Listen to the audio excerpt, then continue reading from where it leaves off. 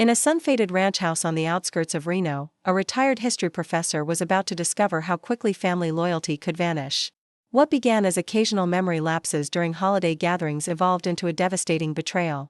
When 68-year-old Walter Mitchell's own children started mocking his forgetfulness. As his cognitive decline accelerated, Walter realized he needed to make a decision that would change his family forever. Before we jump back in, tell us where you're tuning in from, and if this story touches you, make sure you're subscribed, because tomorrow, I've saved something extra special for you. Walter Mitchell wasn't your typical retiree. For 35 years, he had shaped young minds at the University of Nevada, built a modest fortune through careful investments, and raised 3 children who had all pursued successful careers. Now, as the desert sunset painted his living room in warm amber light, he sat staring at a family photo from happier times, trying to remember the name of his youngest grandson. "Dad? You in there?" The front door swung open as his eldest daughter, Diana, entered without knocking. At 42, she carried herself with the polished efficiency of the corporate attorney she had become. "I brought those documents you wanted to review." Walter looked up, momentarily confused by her sudden appearance. Had they scheduled a meeting? He couldn't recall. "Of course, sweetheart. Just set them on the coffee table." Diana paused, studying him with narrowed eyes. "We talked about this yesterday. The estate planning paperwork?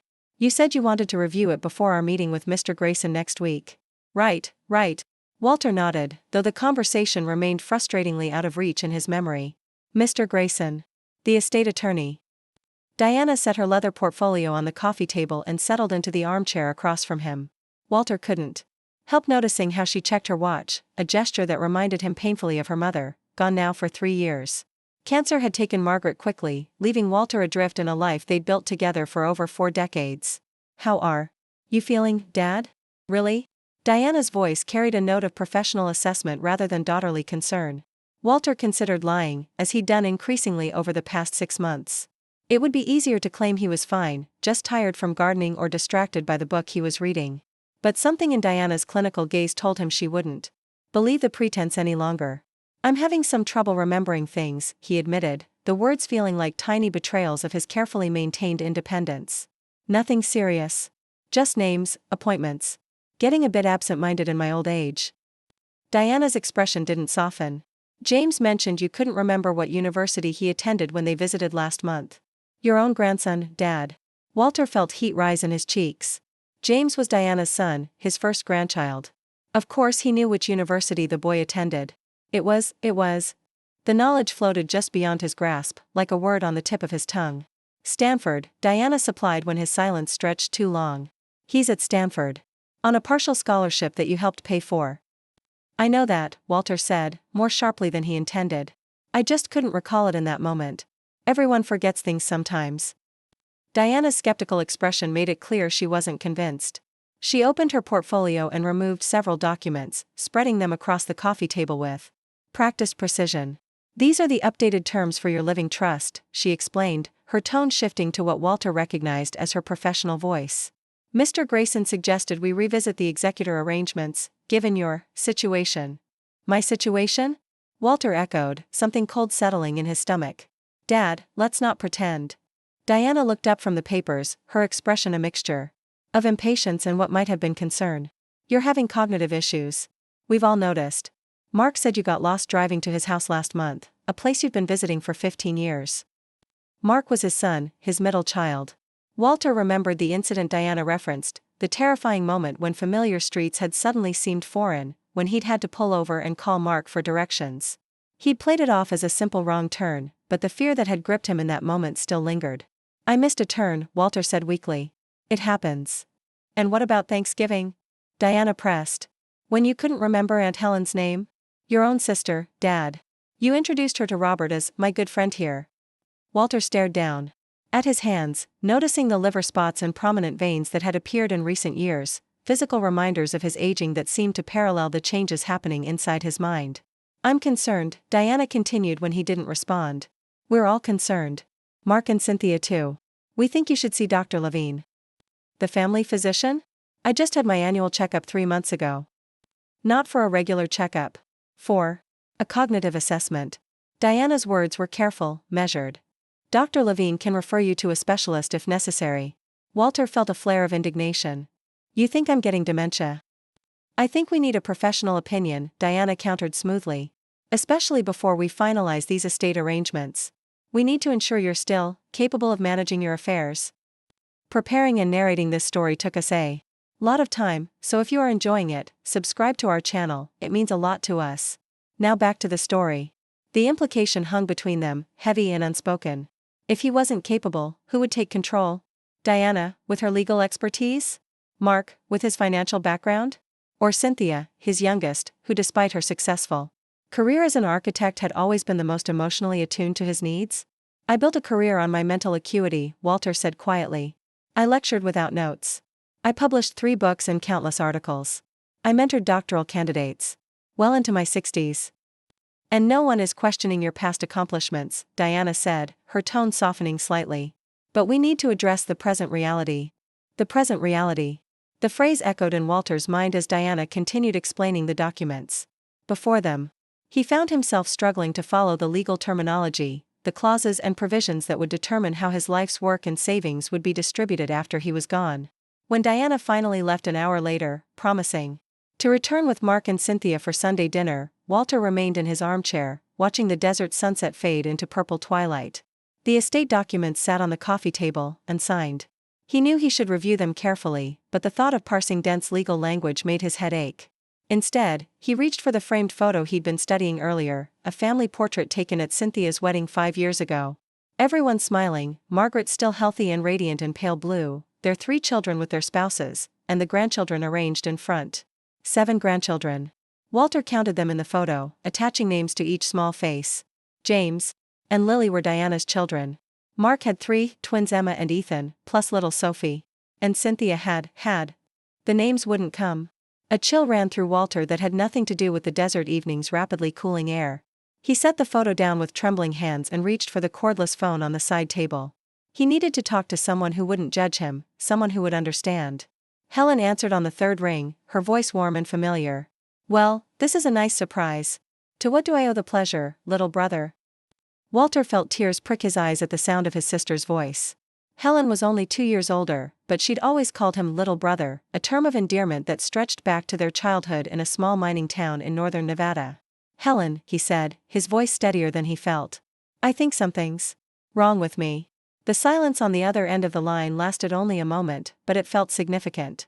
What kind of wrong, Walter? He told her everything, the forgotten names, the missed appointments, the terrifying moment of being lost in a familiar neighborhood. He described Diana's visit and the cognitive assessment she wanted him to undergo. And how do you feel about seeing this doctor? Helen asked when he finished. Walter sighed, watching the last light fade from the western sky. Scared, he admitted. What if they confirm what Diana suspects? What if I'm losing my mind, Helen? You're not losing your mind, his sister said firmly. But if something is happening with your memory, wouldn't you rather know what you're facing? Knowledge is power, Walter. You taught me that. He smiled despite himself. Helen had never attended college, something she'd always regretted, but she'd been his most enthusiastic supporter throughout his academic career, reading every article and book he published. You're right, he conceded. I'll make an appointment with Dr. Levine tomorrow. Good. And Walter? Whatever happens, you're not alone. I'm right here, just a phone call away. After hanging up, Walter felt marginally better. Helen had always been his anchor, especially after Margaret's death. Unlike his children, who had their own busy lives and families, Helen made time for him without making him feel like a burden. He was about to head to the kitchen to prepare a simple dinner, when his phone rang again. The caller ID showed Mark's number. Dad, his son said without preamble. Diana just called me. Walter suppressed a sigh. Of course she had. And? She's worried about you. We all are. These memory issues, I've agreed to see Dr. Levine, Walter interrupted. I'll call tomorrow for an appointment. Oh. Mark sounded surprised, perhaps even disappointed that he wouldn't need to convince his father. That's good, Dad. Really good. Do you want me to come with you? The offer was kind, but Walter could hear the reluctance beneath it. Mark was an investment banker with a demanding schedule and 3 active children. No need, Walter assured him. I can manage a doctor's appointment on my own. If you're sure, Mark said, relief evident in his voice. Let us know what the doctor says, okay? Walter promised he would, then ended the call. The house felt unusually quiet as he moved through his evening routine, a simple dinner of soup and toast, the nightly news, a few pages of a novel he was struggling to follow. Throughout it all, a persistent worry gnawed at him, a fear that had been growing for months but that he'd refused to acknowledge until Diana's visit forced it into the open. What if he was developing dementia? What would happen to his independence, his home, the life he'd built? What would happen to his relationship with his children, already strained since Margaret's death? More pragmatically, what would happen to his estate, the substantial nest egg he and Margaret had accumulated through decades of careful saving and strategic investments? He'd always planned to divide it equally among his 3 children, with specific bequests set aside for each grandchild's education. But if his cognitive abilities were truly declining, would he remain in control of those decisions? That night, sleep eluded Walter. He lay awake in the bedroom he'd once shared with Margaret, listening to the distant sounds of traffic on the highway and the occasional coyote call from the desert beyond his property. At 3 a.m., he got up and went to his study. The room was his sanctuary, lined with bookshelves holding the accumulated knowledge of a lifetime in academia. His desk faced the eastern window, positioned so he could watch the sunrise while working. He'd written all 3 of his books at this desk, graded thousands of student papers, prepared countless lectures. Now, he opened the bottom drawer and removed a leather-bound journal Margaret had given him shortly before her diagnosis. "For your memoirs," she'd said with a smile. "The world should know your story." He hadn't written a word in it yet. The thought of confronting his own mortality had been too painful after losing her. But now, as he faced a different kind of loss, the potential fading of his mind, the journal seemed like a lifeline. Walter opened to the first blank page and began to write. Not his memoirs, but a record of his current struggles. He documented the memory lapses, the moments of confusion, the fear he felt when familiar things became suddenly unfamiliar. He wrote about Diana's visit and her concerns about his estate planning. The act of writing clarified his thoughts. By the time the first hint of dawn lightened the eastern sky, Walter had filled several pages and reached a decision. He would take control of this situation as best he could, while he still could. First, he would see Dr. Levine and get a proper evaluation. No more denial, no more minimizing his symptoms. Second, he would be honest with his children about whatever diagnosis he received. And third, this resolution came to him as he watched the sun rise over the distant mountains. He would revise his estate plan regardless of the medical outcome. The visit from Diana had revealed something Walter had been reluctant to acknowledge. His children's concern about his cognitive health was inextricably linked to their interest in their inheritance. The thought left a bitter taste in his mouth. He loved his children deeply and had always been proud of their accomplishments. But Margaret had been the emotional center of their family, the one who organized gatherings and maintained connections. Since her death, those family bonds had frayed, with his children calling less frequently and visits becoming increasingly perfunctory. Walter closed the journal and placed it in the desk drawer. He would keep this record private for now, a personal documentation of his journey through whatever lay ahead. But he would also begin making plans, contingency arrangements that would ensure his wishes were respected, regardless of what happened to his memory. Dr. Levine's office was located in a modern medical complex near the university where Walter had taught for most of his career. As he sat in the waiting room the following afternoon, Walter couldn't help but remember bringing his children here when they were young, Diana with her frequent strep throat, Mark with a broken arm from a skateboarding accident, Cynthia with her childhood asthma. Dr. Levine had aged along with the Mitchell family, his dark hair now silver, his face mapped with experience. But his manner remained the same, direct yet compassionate, professional without being cold. "Walter," he said warmly, extending his hand. "Good to see you. It's been 3 months?" "About that," Walter agreed, following the doctor into his office rather than an examination room. "So," Dr. Levine settled behind his desk, opening a file on his computer. "Your message mentioned concerns about memory issues. Can you tell me more about that?" Walter took a deep breath and described the symptoms he'd been experiencing, forgetting names of people he knew well, missing appointments, getting lost in familiar places, difficulty following complex conversations. He mentioned Diana's concerns and the suggestion of a cognitive assessment. Dr. Levine listened attentively, occasionally typing notes. When Walter finished, the doctor leaned back in his chair, his expression thoughtful. "First, I want to say you did the right thing coming in," he began. "Memory changes can occur for many reasons, and it's important we identify what's happening. Some causes are quite treatable: medication side effects, sleep disorders, vitamin deficiencies, thyroid problems, even depression. And other causes aren't so treatable," Walter said quietly. Dr. Levine nodded, his expression serious but not grave. "There are various forms of cognitive decline, from mild cognitive impairment to different types of dementia, including Alzheimer's disease. But even those conditions have treatments that can help manage symptoms and slow progression. How do we determine which it is? We'll start with some basic cognitive tests today, Dr. Levine explained.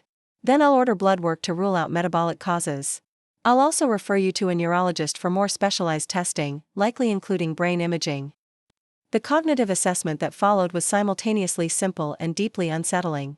Dr. Levine asked Walter to remember 3 words, then had him perform other tasks before asking for the words again. He tested Walter's ability to draw a clock face with the correct time, to count backward from 100 by sevens, to identify commonplace objects. Walter, who had once lectured to halls of hundreds of students without notes, who had debated historical interpretations with leading scholars in his field, found some of these basic tasks challenging. The realization was humbling and frightening. "What's the verdict?" he asked when the assessment was complete. Dr. Levine's expression was carefully neutral. "There are definitely some concerning findings here, Walter. You scored lower than expected for someone with your education and background. But this is just a screening tool, not a diagnosis. The neurologist will conduct more thorough testing. But in your opinion? Based on your experience?" The doctor hesitated, then spoke with the frankness of a physician who had known his patient for decades. "In my opinion, there's evidence of cognitive impairment beyond what we'd expect from normal aging. Whether it's mild cognitive impairment or early-stage dementia, I can't say for certain. That's why the neurological workup is important." Walter nodded, absorbing this confirmation of his fears. "How long? For the neurologist? I can get you in next week." "Dr. Sharma is excellent." "No," Walter interrupted. "I mean, how long do I have? Before I'm not myself anymore?" Dr. Levine's expression softened.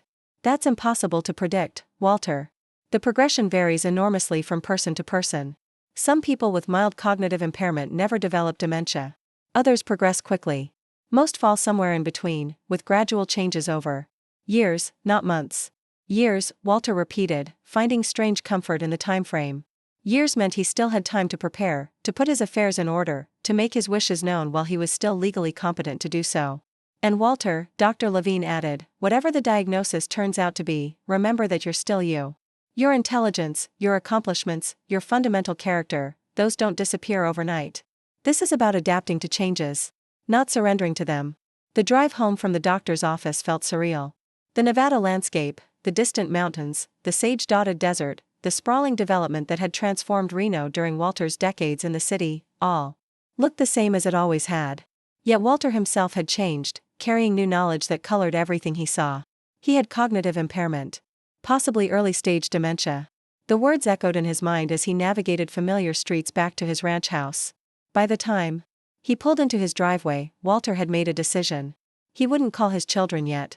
Not until he had the neurologist's more definitive assessment. Until then, he would use the time to consider his options carefully, especially regarding his estate. As he unlocked his front door, Walter's phone rang. The screen showed Cynthia's name, his youngest, the one who called most regularly since Margaret's death. "Dad," she said when he answered, her voice warm but carrying an undercurrent of concern. "Diana told me you're seeing Dr. Levine about some memory issues. How did it go?" Walter hesitated. Should he share Dr. Levine's preliminary assessment? Part of him wanted to confide in Cynthia, who had always been the most emotionally intuitive of his children. But another part, the historian, the analytical thinker, urged caution until he had more definitive information. "Dr. Levine is referring me to a neurologist," he said carefully. "For more thorough testing."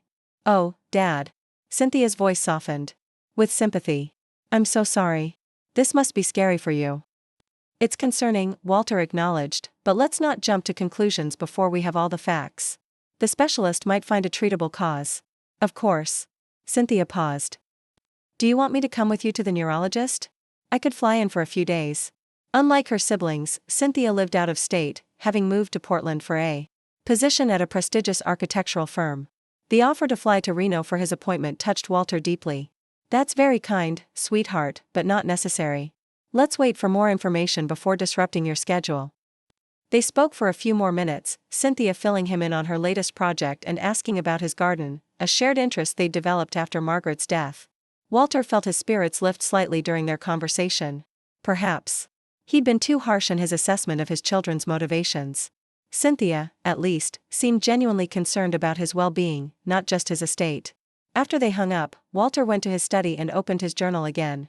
He recorded the day's events, the cognitive assessment, Dr. Levine's impressions, the upcoming neurological appointment.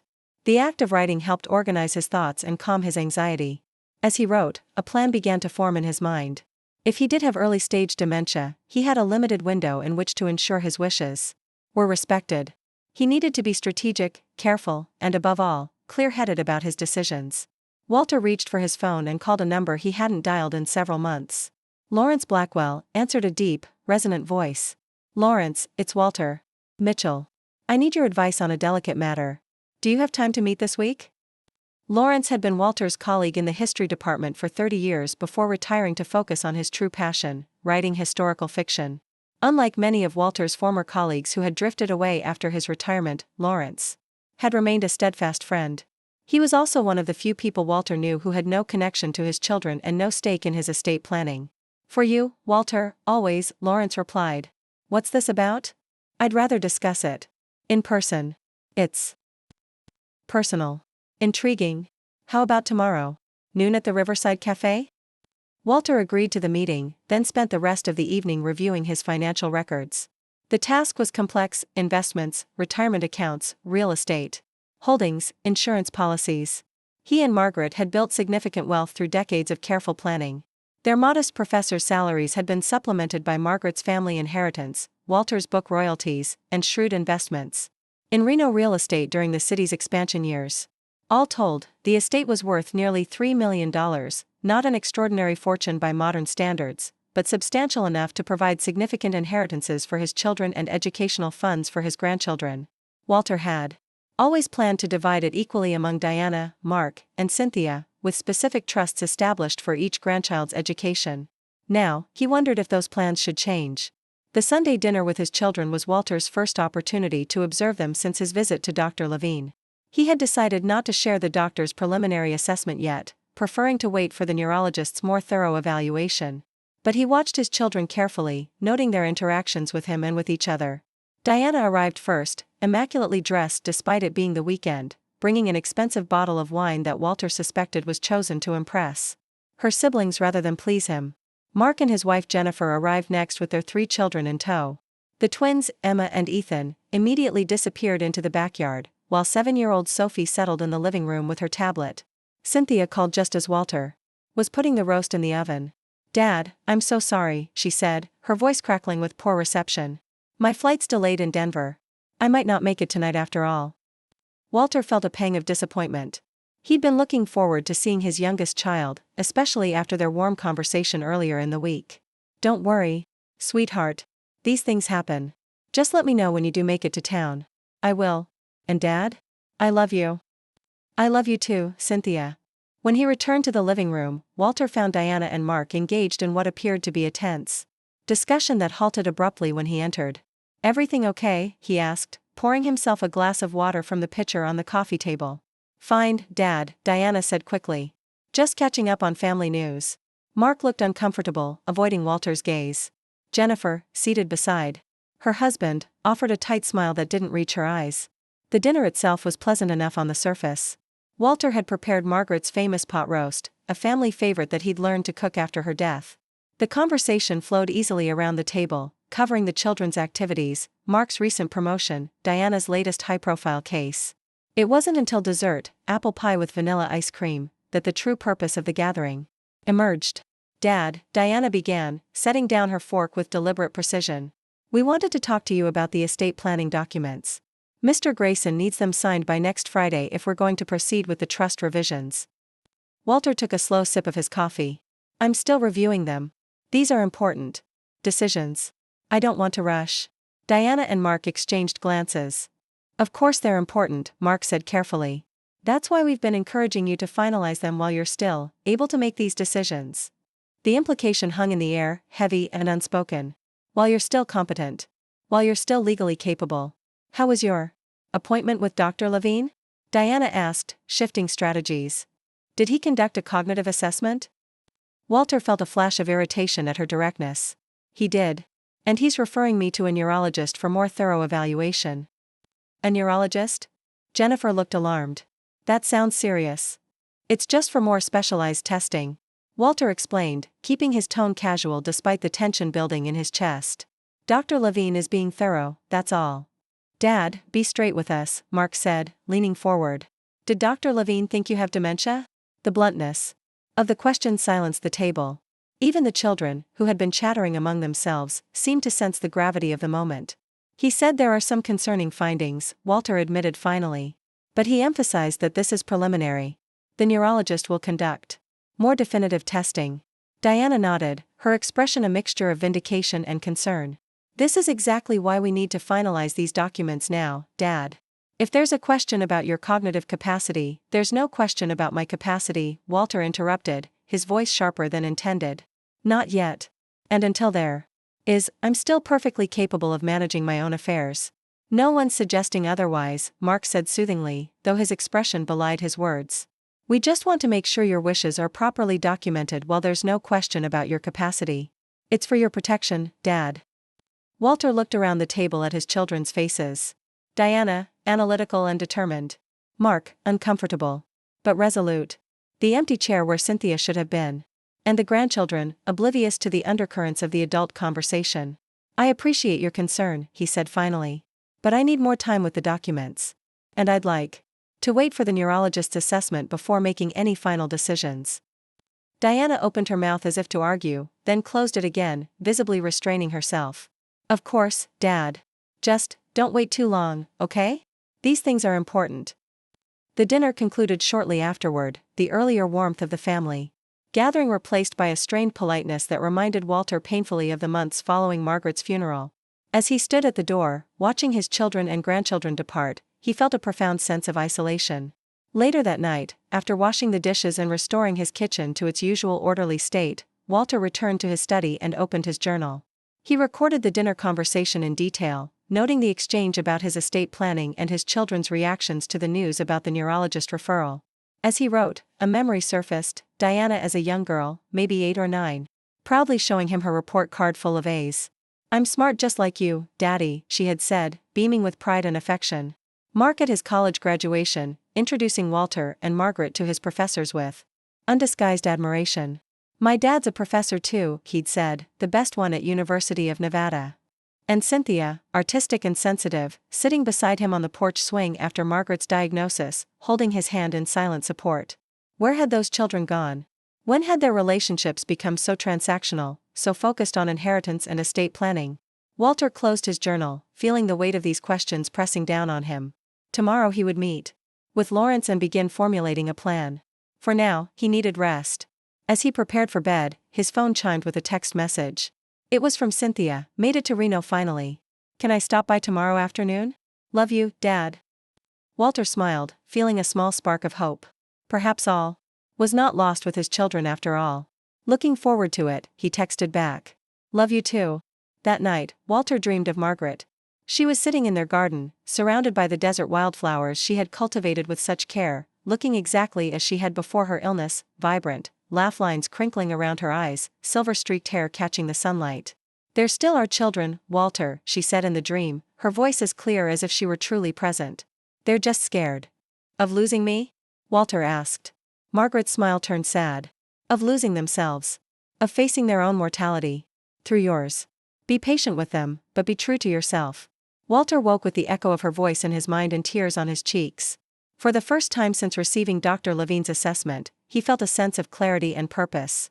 Whatever the neurologist's findings might be, he would face them with the same courage and dignity Margaret had shown throughout her illness. And he would ensure that his legacy, not just financial, but personal and moral, reflected the values he and Margaret had always tried to instill in their children. With that resolution firmly in mind, Walter rose to face the day, preparing for his meeting with Lawrence and the beginning of what might be the most important chapter of his life story. The Riverside Cafe bustled with lunchtime patrons when Walter arrived for his meeting with Lawrence Blackwell. He spotted his old colleague at a corner table by the window, already nursing a cup of coffee and reading a paperback with his characteristic concentration. Walter. Lawrence stood to greet him, clasping his hand warmly. At 74, Lawrence remained remarkably spry, his tall frame still straight, his mind as sharp as ever. Good to see you, my friend. They ordered quickly, Walter choosing the club sandwich he always ordered here, a small act of defiance against his memory issues, and settled into conversation. So, Lawrence said once the server had departed, what's this delicate matter you wanted to discuss? Walter took a deep breath. I trust your discretion, Lawrence. Absolutely. What's said at this table stays at this table. I've been having some cognitive issues, Walter began. Memory lapses, confusion, getting lost in familiar places. I saw Dr. Levine yesterday. He's referring me to a neurologist, but he thinks I may have early-stage dementia. Lawrence's expression remained steady, though his eyes reflected concern. I'm sorry, Walter. That's difficult news. It is. But that's not why I asked to meet. Walter leaned forward slightly. The situation with my children has become complicated. They're pressuring me about estate planning, and I'm concerned their interest may be more financial than filial. Ah. Lawrence nodded slowly. And you're wondering if their inheritance should reflect that concern. Exactly. Walter felt relief at Lawrence's immediate understanding. I've always planned to divide my estate equally among them, with educational trusts for the grandchildren. But now I'm questioning whether that's appropriate. What are you considering instead? Walter hesitated. The thoughts that had been forming since his appointment with Dr. Levine were still nebulous, more emotional reaction than concrete plan. I'm not sure yet. That's why I wanted your perspective. You've known my family for decades. You knew Margaret. What would she think about all this? Lawrence considered the question carefully. Margaret was always the heart of your family. She believed in forgiveness, in second chances. But she also believed in consequences. He paused. What exactly has prompted these concerns about your children's motivations? Walter described the recent interactions, Diana's focus on getting estate documents signed, Mark's uncomfortable compliance, the tense Sunday dinner. They seem more worried about my competency to sign legal documents than about my actual health. All of them? Lawrence asked. Even Cynthia? Cynthia's different, Walter acknowledged. She calls regularly, seems genuinely concerned. She's flying in today, actually. Then perhaps your plan should reflect those differences, Lawrence suggested. Inheritance doesn't have to be strictly equal to be fair. Their food arrived, temporarily pausing the conversation. Walter found himself studying Lawrence's face, grateful for his friend's thoughtful approach to a delicate subject. Here was someone concerned about Walter the person, not Walter the estate. What would you do? Walter asked after they'd begun eating, if you discovered your children viewed you primarily as an inheritance rather than a father? Lawrence set down his fork, his expression somber. I'd be deeply hurt. And I might be tempted to teach them a lesson. What kind of lesson? One that would help them rediscover what truly matters. Lawrence smiled slightly. But I'd be careful that whatever lesson I chose didn't cause irreparable harm. Family is complicated, Walter. Even when they disappoint us. Walter nodded, feeling the weight of Lawrence's wisdom. I need to be strategic. If I do have dementia, there may come a time when I'm no longer legally competent to make changes to my will or trust. All the more reason to consider your options carefully now, Lawrence agreed. What does your sister think about all this? Helen? Walter realized he hadn't discussed his children's behavior with his sister. I told her about the memory issues, but not about my concerns regarding the inheritance. You might want to confide in her. Helen has always had good insight into family dynamics. They finished their lunch, conversation shifting to department gossip and Lawrence's latest historical novel. When they parted, Lawrence clasped Walter's shoulder with affection. Whatever you decide, Walter, make sure it reflects your values. Not just your disappointment. And if you need a sounding board, I'm always here. Walter drove home with Lawrence's advice echoing in his mind. Make sure it reflects your values. The statement resonated deeply. What were his values? Justice. Certainly. Education. Family loyalty. But also accountability. When he arrived home, he found Cynthia waiting on his front porch, a small suitcase beside her. Her face lit up when she saw him. Dad. She embraced him warmly, and Walter inhaled the familiar scent of her shampoo, something citrusy and clean. That she'd used since college. I'm so sorry I missed dinner last night. No need to apologize. Flight delays happen. He unlocked the door, gesturing for her to enter. How long can you stay? Just until tomorrow evening. I have a client meeting Wednesday I can't reschedule. Cynthia followed him into the living room, settling on the couch while Walter took his favorite armchair. How are you feeling? Really? Walter studied his youngest child. At 38, Cynthia had Margaret's warm brown eyes and his own stubborn chin. Unlike her siblings, who had pursued careers in law and finance, Cynthia had inherited Walter's creative streak, channeling it into architecture rather than academia. I'm concerned, he admitted. Dr. Levine thinks there may be cognitive impairment beyond normal aging. The neurologist will tell us more. Cynthia nodded, her expression compassionate without being pitying. When's the appointment? Next Monday. Dr. Sharma at the neurology center near the university. I wish I could be here for it. She sounded genuinely regretful. Could you ask Diana or Mark to go with you? Walter hesitated. Perhaps. They seem quite busy with their own lives. Something in his tone must have alerted Cynthia. Is everything okay with them? Diana seemed unusually tense when she called about the dinner. Your sister is concerned about my estate planning, Walter said carefully. She seems eager to have everything finalized. Cynthia sighed. She mentioned that to me too. Something about making sure your wishes are documented while you're still able to make decisions. And what do you think about that? Walter watched her face closely. I think Diana's always been practical to a fault, Cynthia said diplomatically. She probably sees this as solving a problem before it becomes one. But her timing could be better. Walter nodded, appreciating his daughter's insight. And you? Are you concerned about the estate planning? Dad. Cynthia looked genuinely surprised by the question. I'm concerned about you. The estate is, it's yours to handle however you see fit. I just want you to be okay. Her sincerity warmed Walter's heart. This was the daughter he remembered, empathetic, thoughtful, more concerned with emotional well-being than financial gain. Thank you, sweetheart, he said softly. That means a great deal to me.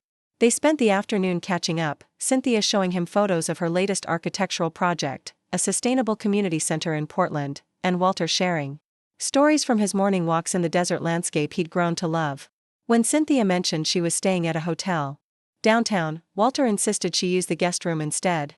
It's already made up, he said. And it would be nice to have company in the house again.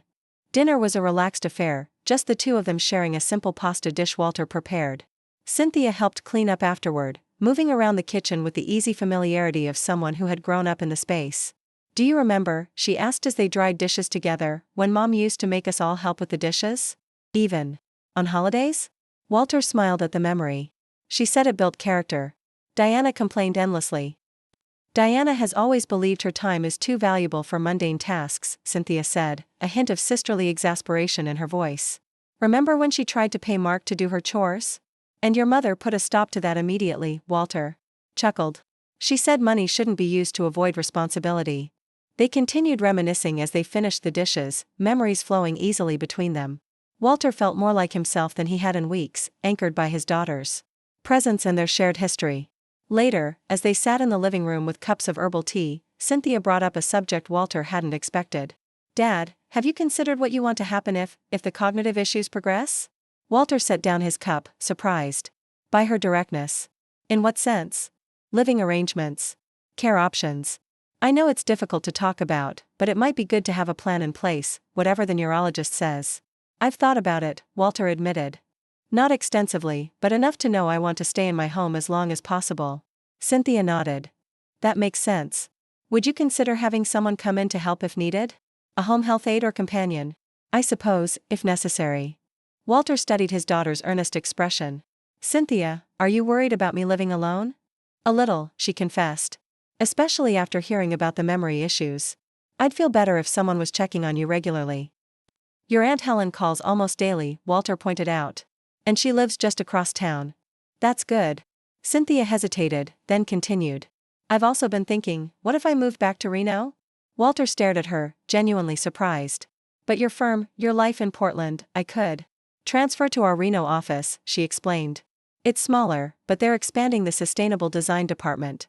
I've already spoken to my director about the possibility. Because of me?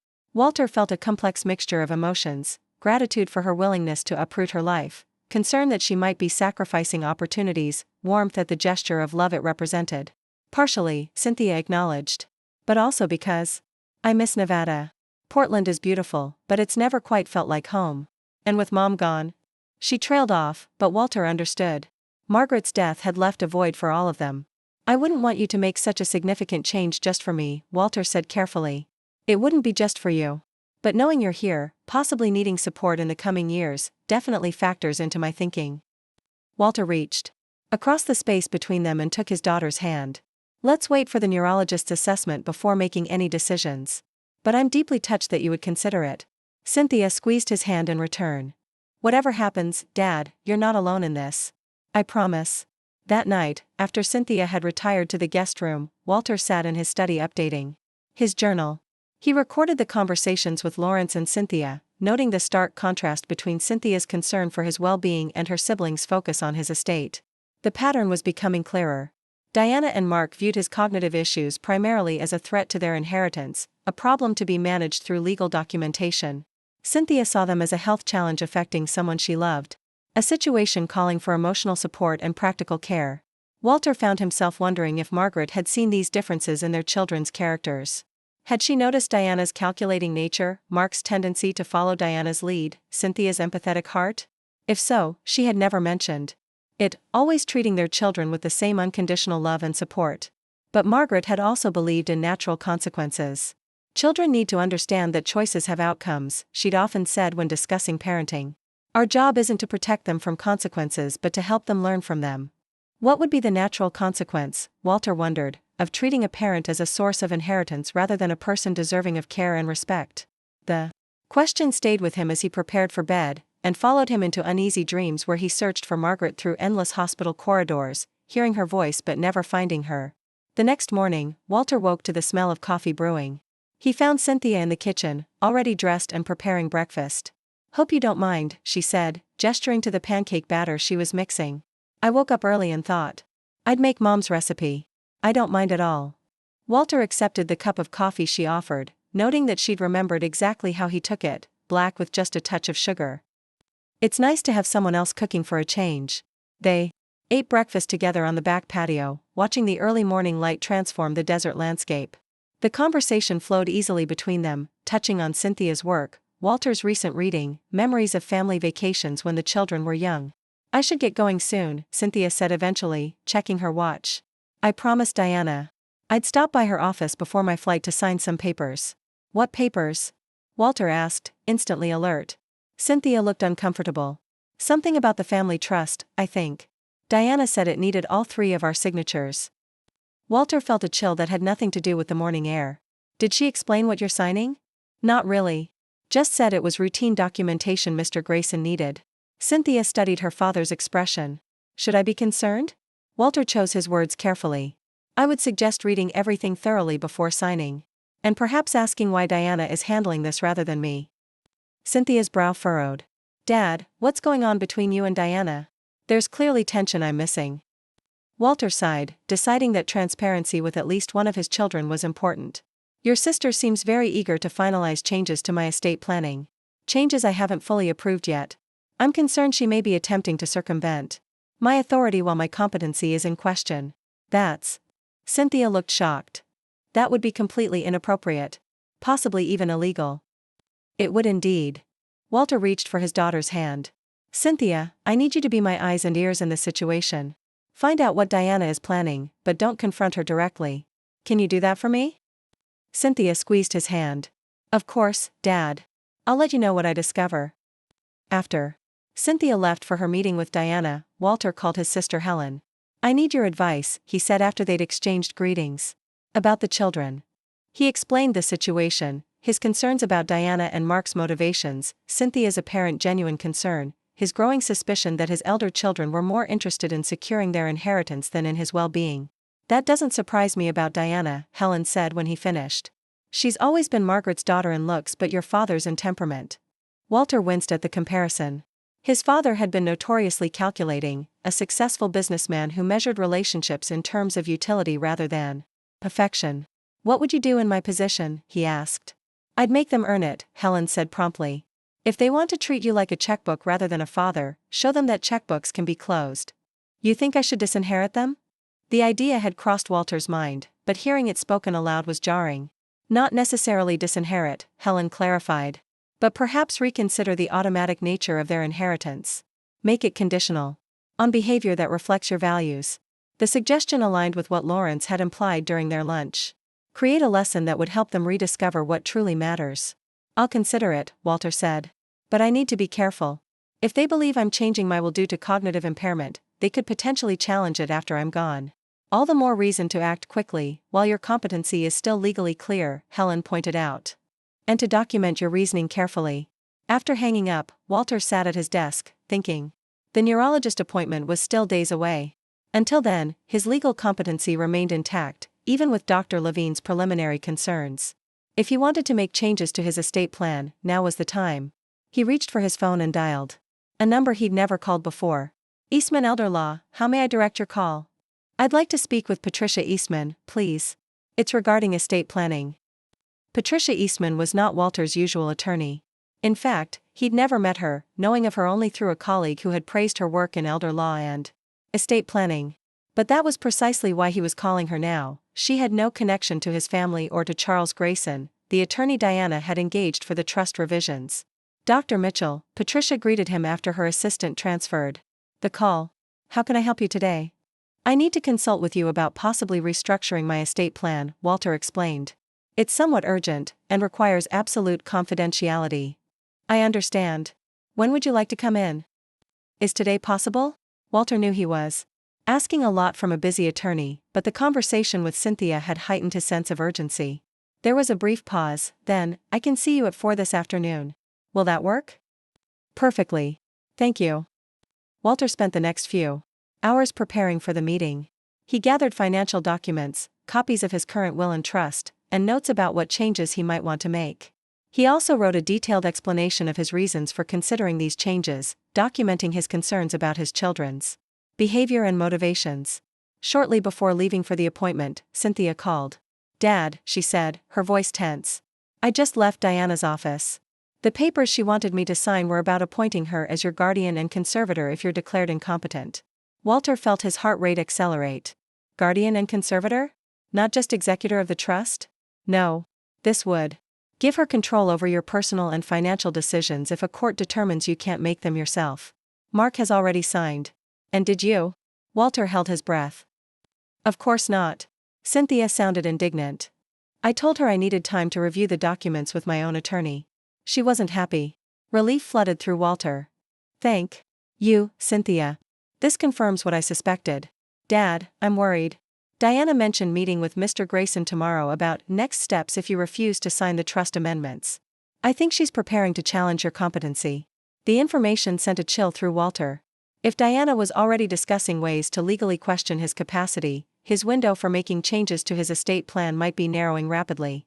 Cynthia, I need to ask you something important, he said.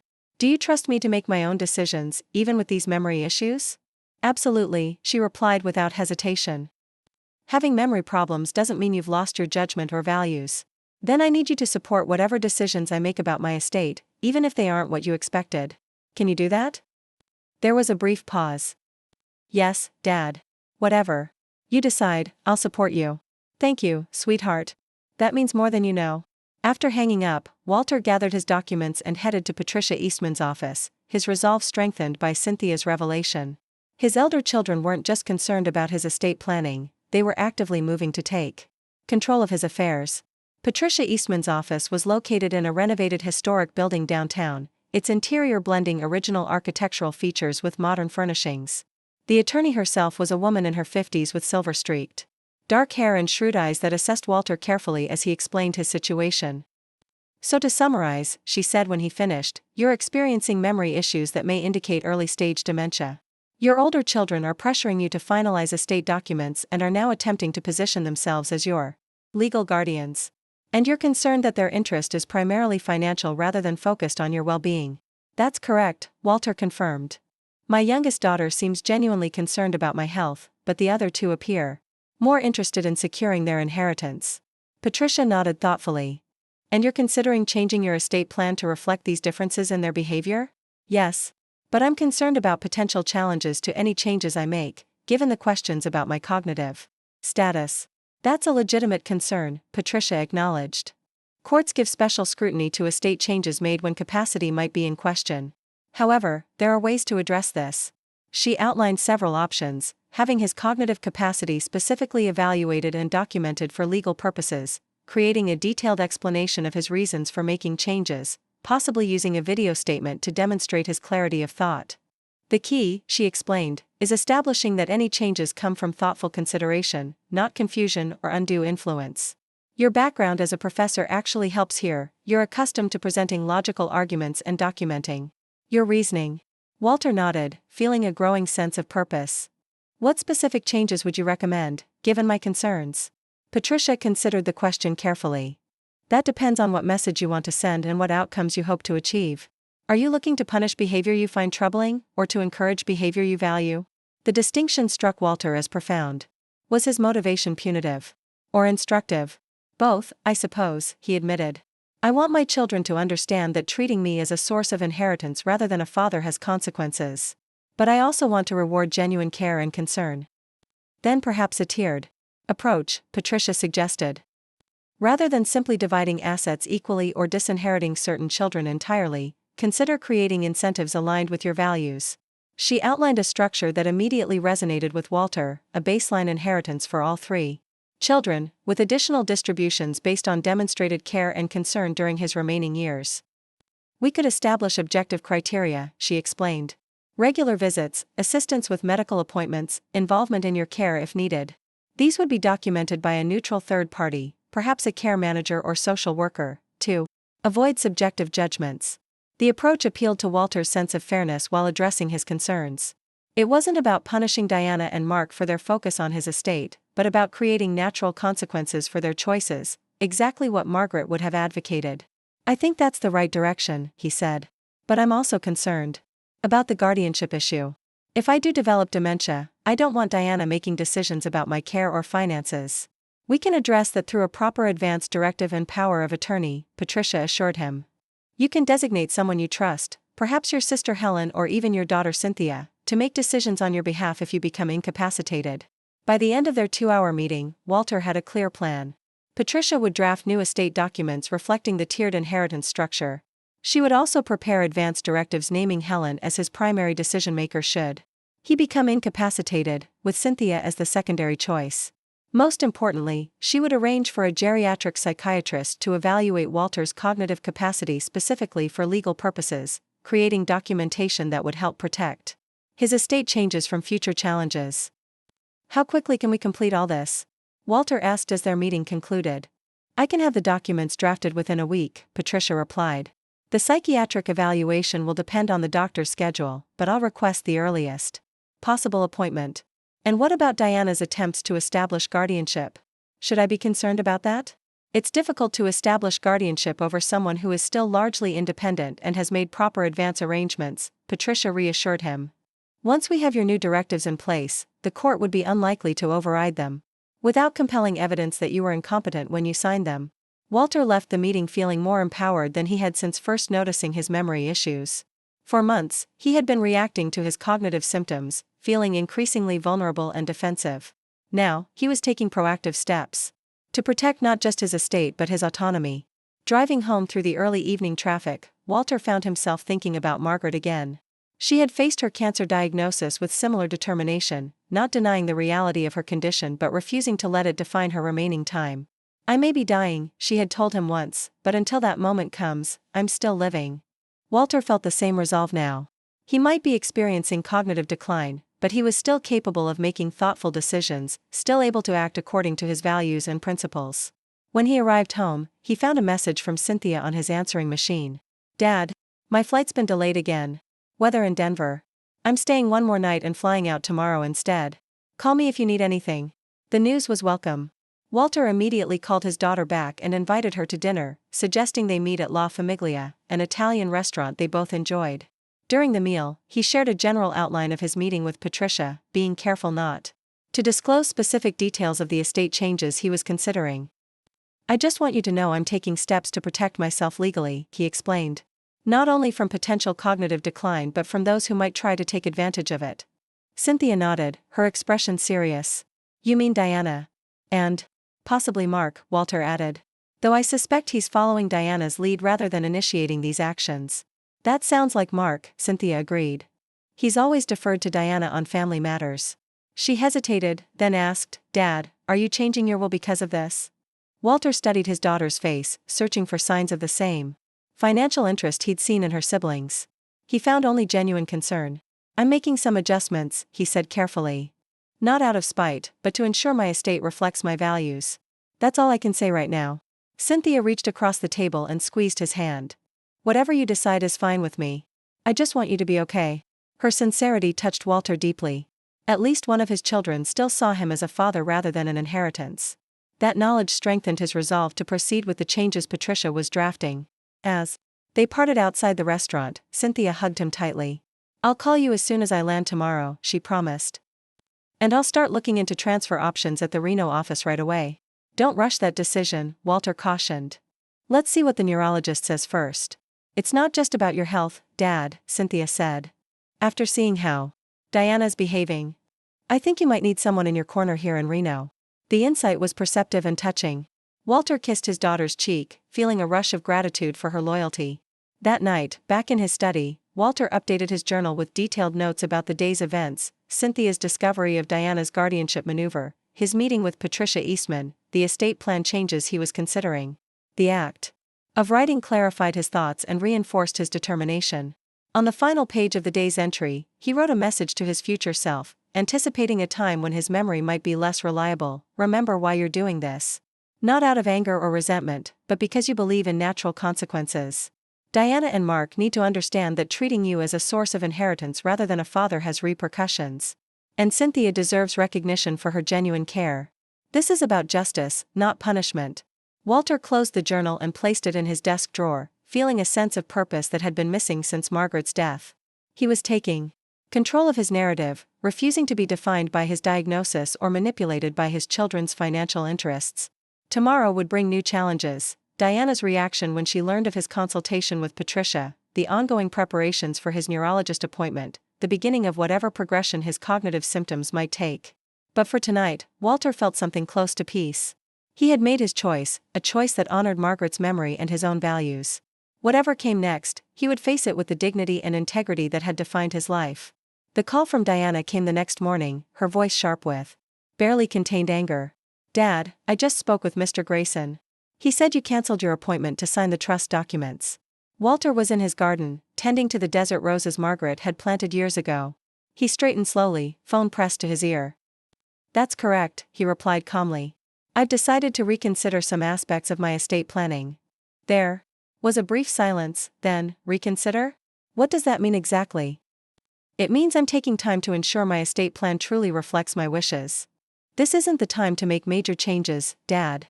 Diana's tone shifted to one of forced patience, as if explaining something to a child. With your memory issues, any significant alterations now could be challenged later.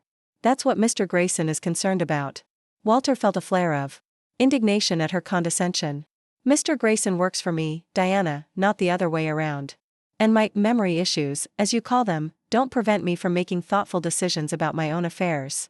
That's debatable, Diana muttered, then quickly continued. Look, we're just trying to protect you. If you start making unusual changes to your estate plan while your competency is in question, my competency is not in question, Walter interrupted firmly. Dr. Levine expressed some concerns and referred me to a specialist. That's all. Dad, be reasonable. We know something's wrong. You got lost driving to Mark's house. You couldn't remember Aunt Helen's name. These aren't normal senior moments. Walter took a deep breath, reminding himself to stay calm. Diana, I appreciate your concern. But until a neurologist makes a definitive diagnosis, I am still legally and mentally capable of managing my own affairs, including making changes to my estate planning if I choose to. What changes? Her voice sharpened again. What exactly are you planning to do? That's not something I'm prepared to discuss right now. Did Cynthia put you up to this? Is that why she suddenly needs to stay an extra day? The accusation surprised Walter. Your sister has nothing to do with my decision. And I'm not up to anything, Diana. I'm simply exercising my right to manage my estate as I see fit. Fine. Diana's tone turned cold. But don't say we didn't warn you.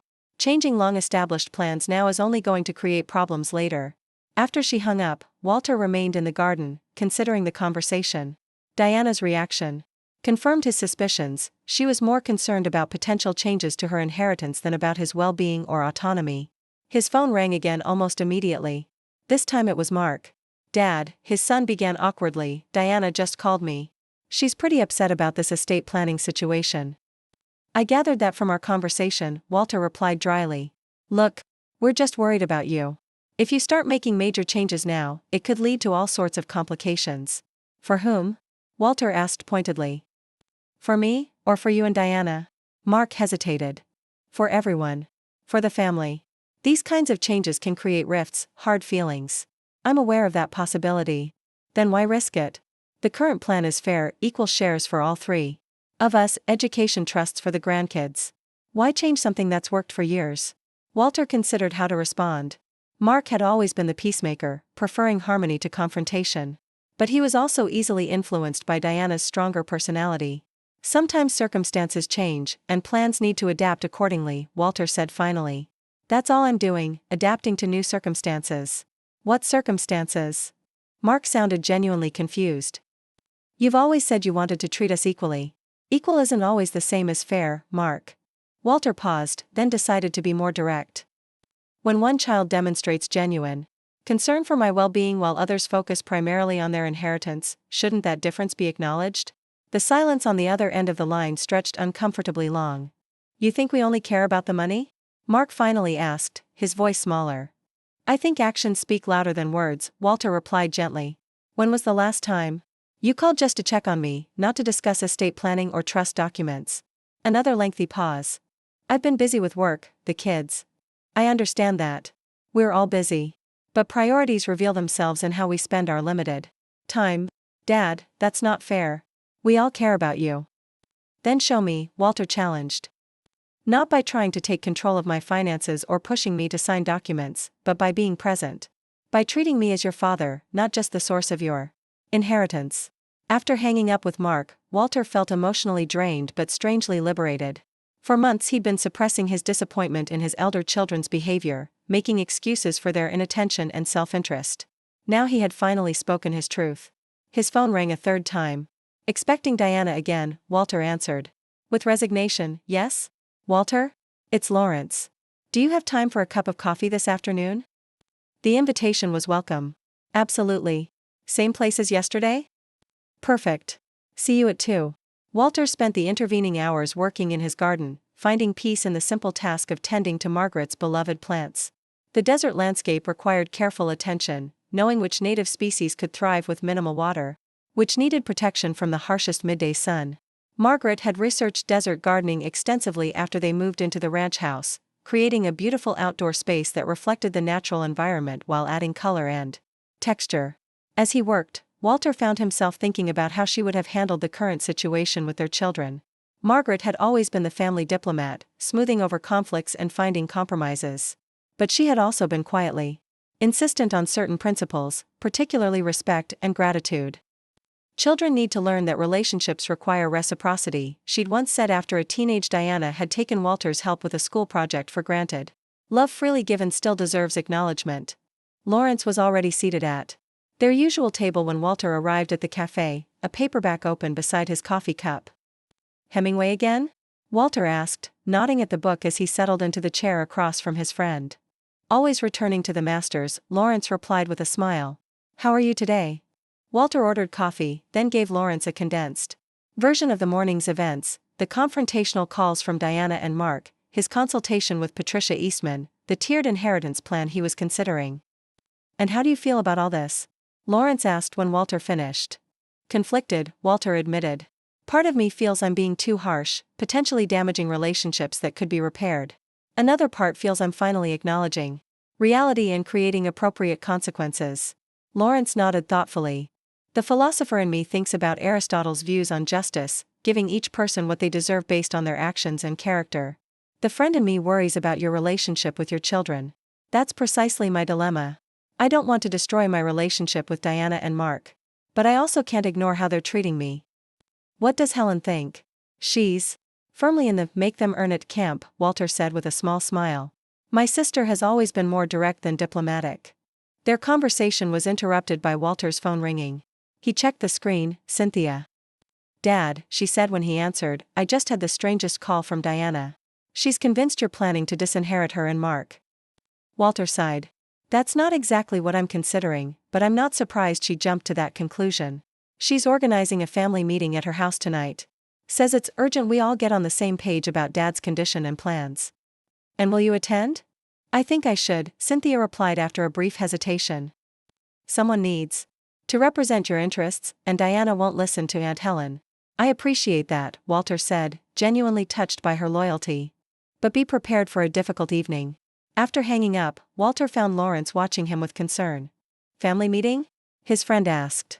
Apparently. Diana's rallying the troops to get on the same page about Dad's condition and plans. Without inviting you, the person whose condition and plans are being discussed. Walter laughed humorlessly. Precisely. Though Cynthia will be there, which is something. Your youngest has surprised you, hasn't she? She has, Walter acknowledged. Of all my children, I would have expected Mark to be the most supportive. He was always so sensitive, so attuned to others' feelings. Cynthia was the independent one, busy with her own life and interests. Yet she's the one showing genuine concern. Now, people reveal themselves in crises, Lawrence observed. Sometimes the revelations are disappointing, sometimes heartening. They finished their coffee, conversation shifting to lighter topics, a new historical novel Lawrence was researching, the unusual weather patterns affecting the desert landscape, memories of their time in the university history department. As they parted, Lawrence clasped Walter's shoulder. Whatever you decide about the inheritance, make sure it's something you can live with, not just legally, but emotionally. The advice echoed in Walter's mind as he drove home. Could he live with creating a tiered inheritance that effectively penalized Diana and Mark for their focus on his estate rather than his well-being? Would such a plan create irreparable rifts in the family? Yet the alternative seemed equally troubling, allowing his children to treat him as a source of inheritance rather than a father, with no acknowledgement of the hurt that caused. When Walter arrived home, he found Helen waiting on his front porch, a casserole dish in her hands. Thought you might need some comfort food, she said, holding up the dish. Margaret's lasagna recipe.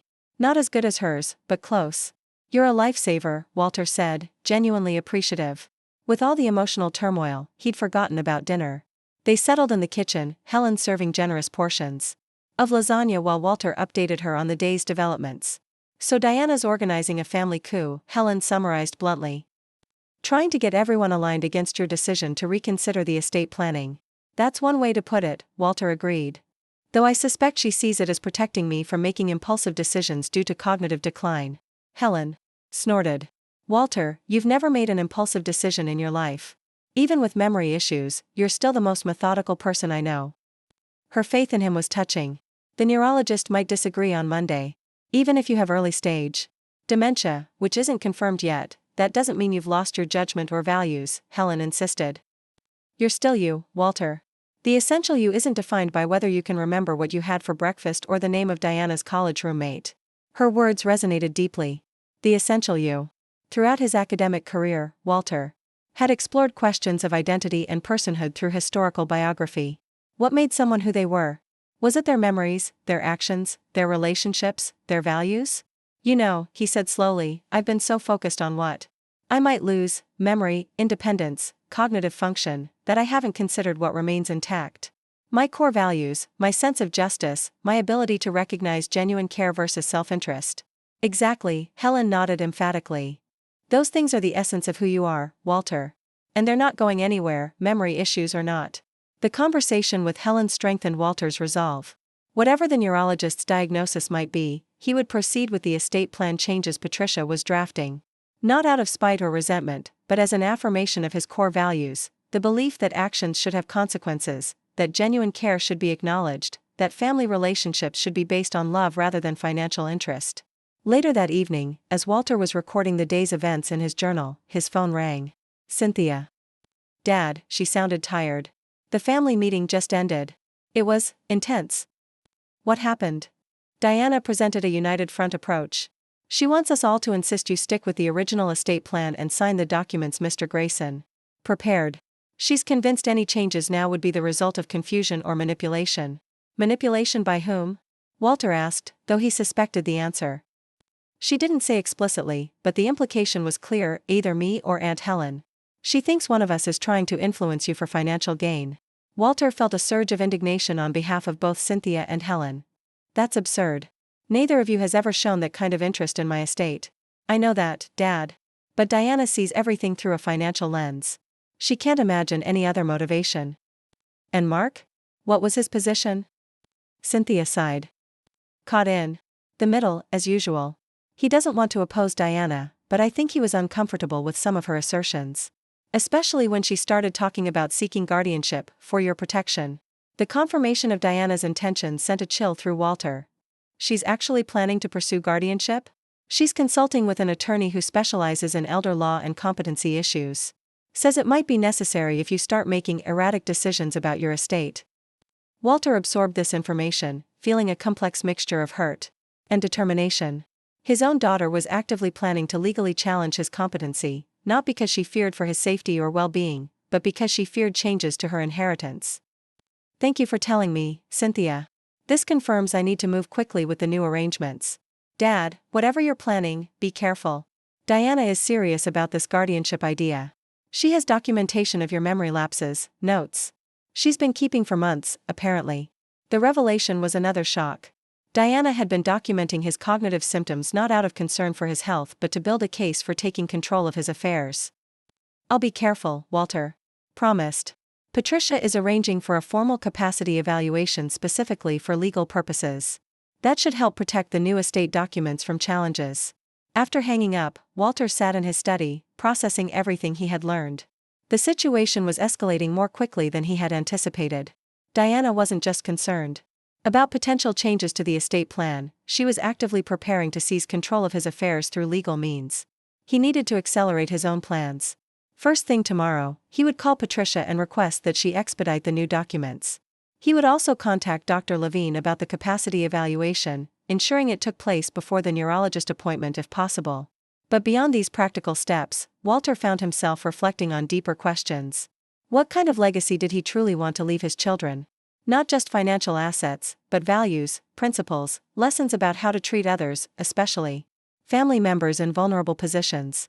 Margaret had always said that parenting didn't end when children reached adulthood, it just changed form.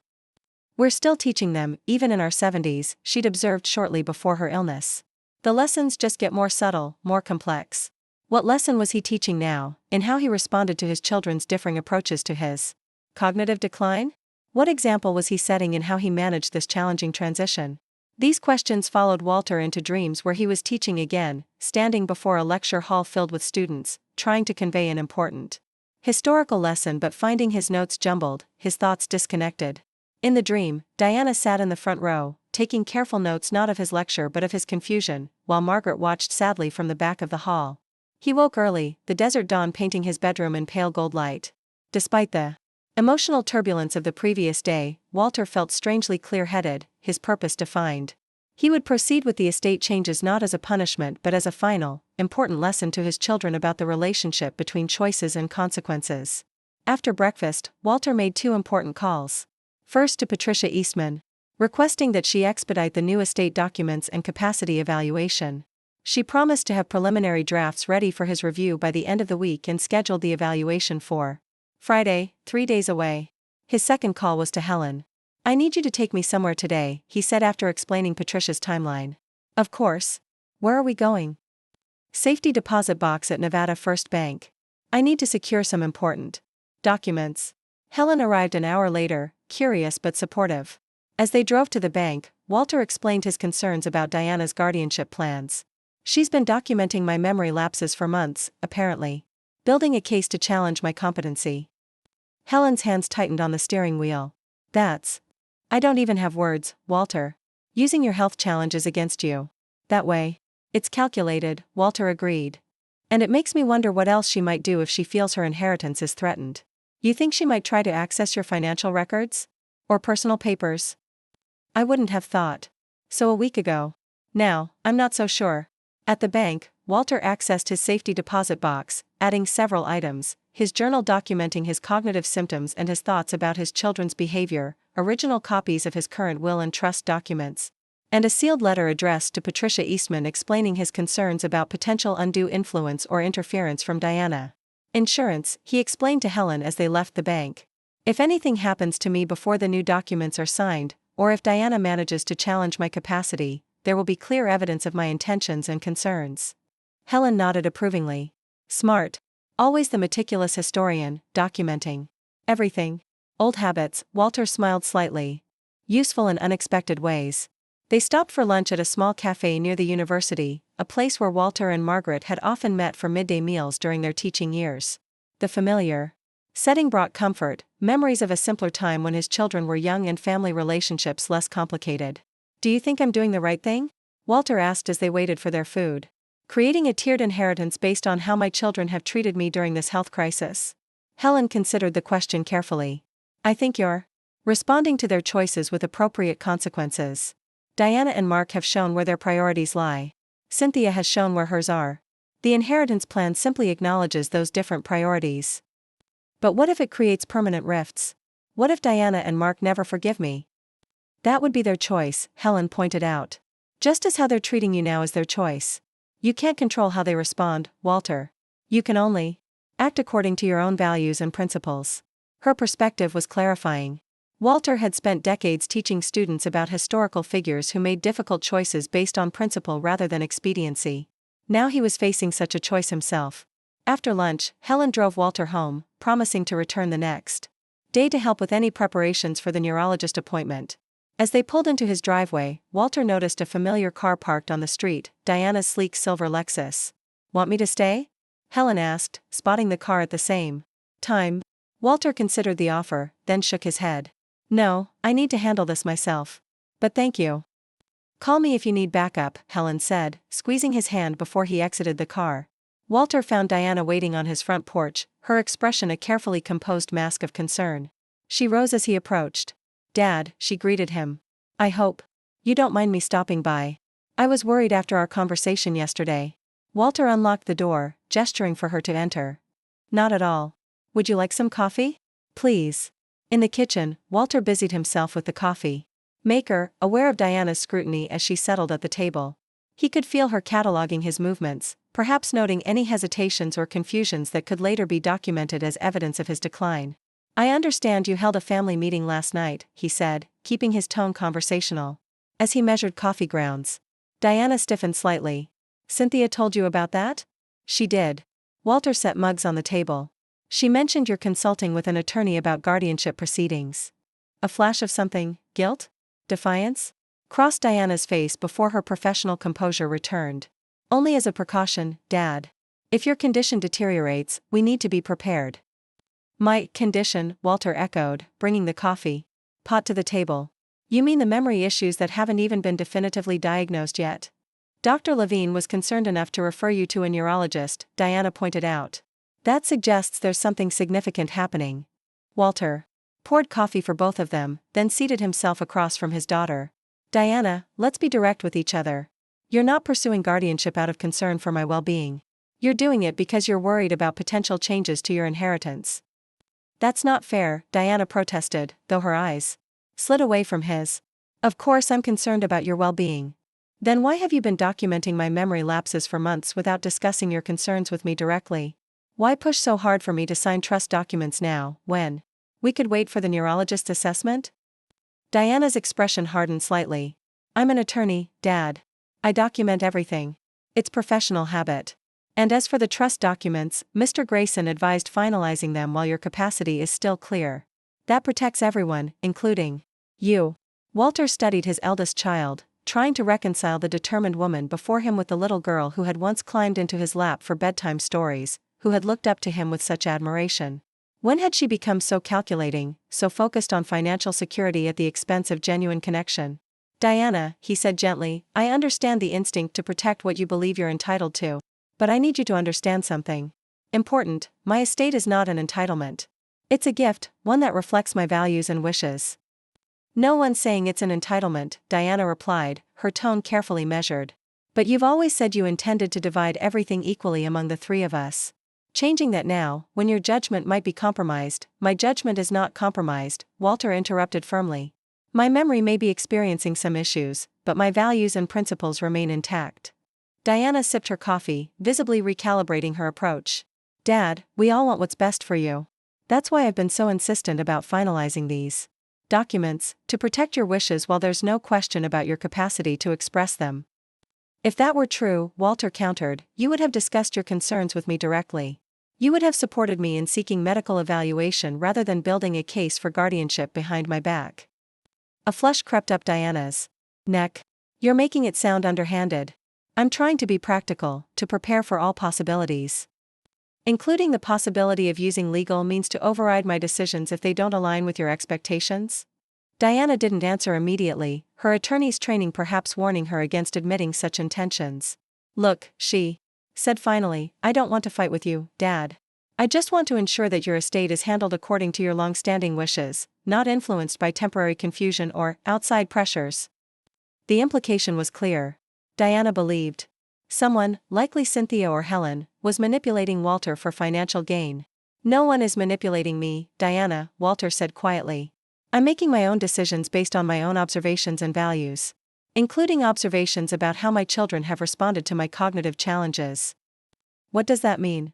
Diana's voice sharpened. It means I've noticed which of my children has shown genuine concern for my well-being, and which have focused primarily on securing their inheritance. Diana stood abruptly, her professional composure cracking. That's unfair. Of course I care about your well-being. But someone needs to be practical about these matters, and neither Mark nor Cynthia has the legal background to understand the implications of competency issues in estate planning. There's practical, Diana, and then there's calculating, Walter replied, remaining seated. Documenting my memory lapses without discussing your concerns with me crosses that line. Fine. Diana gathered her purse, her movements sharp with anger. Think what you want. But when you start making irrational changes to your estate plan, don't be surprised if those changes are challenged later. Walter watched his daughter storm out, the front door closing firmly behind her. The confrontation left him feeling drained but oddly liberated. For months he had been tiptoeing around Diana's assertiveness, making excuses for her behavior, avoiding direct confrontation. Now everything was in the open. He picked up his phone and called Patricia Eastman. I need those documents as soon as possible, he said when she answered. And the capacity evaluation. My daughter is actively preparing to challenge any changes I make. I understand, Patricia replied, her tone professional but concerned. I've scheduled the evaluation for Friday at 10 a.m. with Drive Reynolds. He's highly respected and frequently testifies in competency hearings. I'll have preliminary drafts of the new documents ready for your review tomorrow afternoon. Thank you, Walter said, genuine gratitude in his voice. This is becoming more urgent than I anticipated. After hanging up, Walter returned to his study and opened his journal, recording the confrontation with Diana in detail. He noted her body language, her choice of words, the implications behind her statements. The historian in him was carefully documenting this difficult family transition, creating a record that might prove important in the future. As the sun began to set, casting long shadows across his garden, Walter found himself reflecting on a quotation from Marcus Aurelius that had guided much of his academic career: the impediment to action advances action. What stands in the way becomes the way. Diana's opposition, rather than deterring him from revising his estate plan, had clarified why such revisions were necessary. The very challenge he faced, potential cognitive decline, had revealed truths about his family that might otherwise have remained hidden. Now, as he prepared for bed, Walter felt a strange sense of gratitude for this difficult transition. It had shown him which relationships were based on genuine love and which on financial expectation. It had given him the opportunity to create a legacy that reflected his deepest values, not just his financial assets.